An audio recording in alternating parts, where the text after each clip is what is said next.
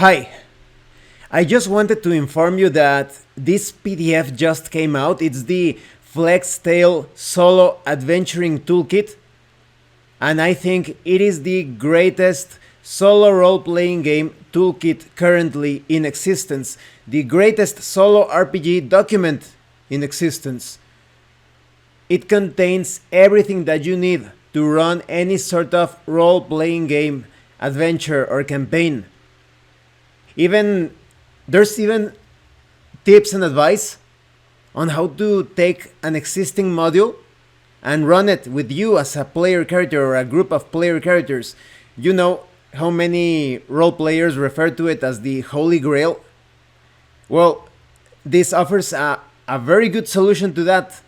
It's not perfect, but I think if, for example, you use the tables, the material, everything contained here with some other material, like for example my video where I talk about soloing existing RPG modules, you can do that.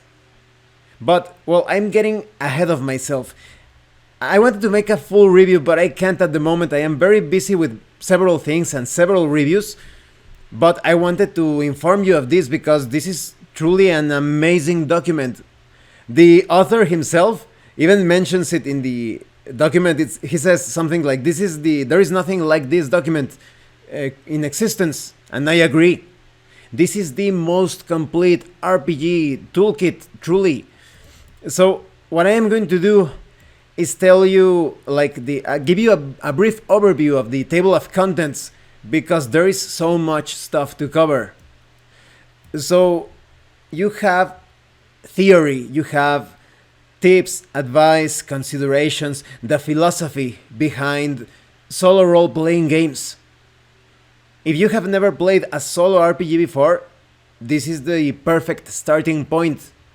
So it has an overview, the usability and conventions of different elements, all sorts of information concerning quests, obstacles, skill checks, and then you immediately jump into a quick start section. This allows you to play any solo RPG immediately. That is, you take your typical role-playing game, any role-playing game that you want, that you play with other people, and using this quick start, you can start playing an adventure that is not too detailed, but is quite workable, quite practical, or pragmatic in its approach. So for example, if you wanted a dungeon crawl sort of adventure, you can use the quick start to have that right away. But if you wanted something more involved with social encounters and the like, you can also do that by making some minor tweaks. Excuse me. Okay. So immediately after that as well, you have a section talking all about solo play. Why would you play a solo role-playing game? The dynamic involved solo gaming, the gamer types and character types, how to use the material in this book, and then you move to solo play approaches. It talks about some finer aspects, like for example controlling a single player character or a group of player characters. Let me move over here because I am looking at this document in real time. Okay, then you have information on unorthodox approaches, different roles, and how to use this material with wargame situations. Although they, in the document, they inform you that they are going to create a book focused on wargaming. And I have also talked about using some material when it comes to wargames and skirmish games and the like. All of the links will be in the description below. Everything that I think would be helpful or relevant related to this document.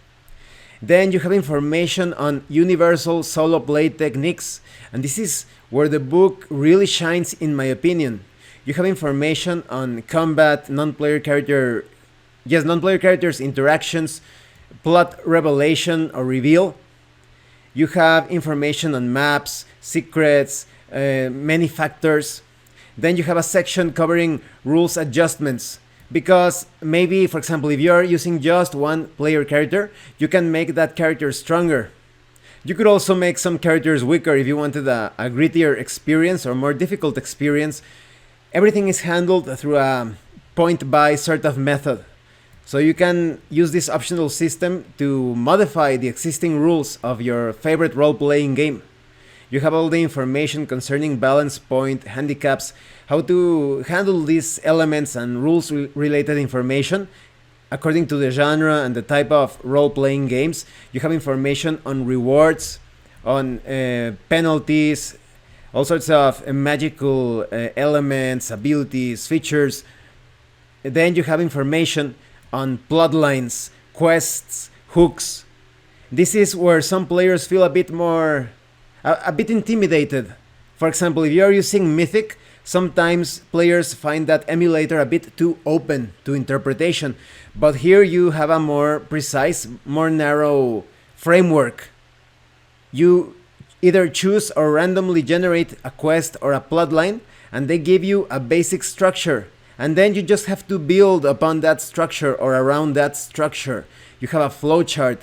You have information on clues, on plot-based solo adventuring. Sorry, I can't speak because of the excitement. Plot-based solo adventuring with targets, milestones within the adventure, the different twists and turns, how some quests could be inserted, surprisingly so, into the plotline or the storyline. So you have different sorts of quests like chase quests, slay quests, delivery quests. All with everything includes templates. For example, maybe in a delivery quest you need to make several deliveries or just one delivery, or maybe you get ambushed. In a slay quest, maybe you need to slay multiple targets, or a target that is quite far away or protected by something or someone. So it covers everything related to quests, explorations, abstract mystery quests.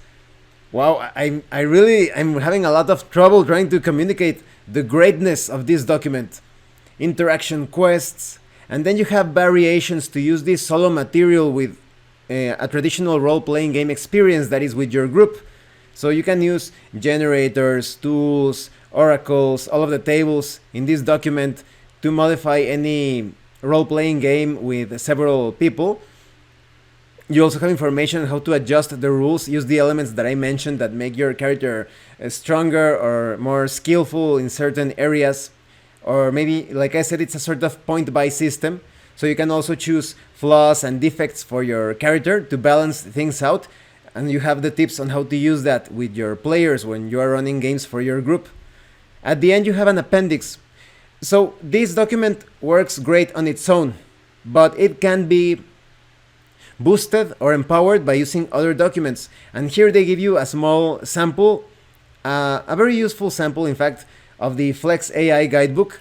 I have already talked about that one in my videos, and this is a short section giving you some details and advice on the artificial intelligence that it is handled using the Flex AI guidebook.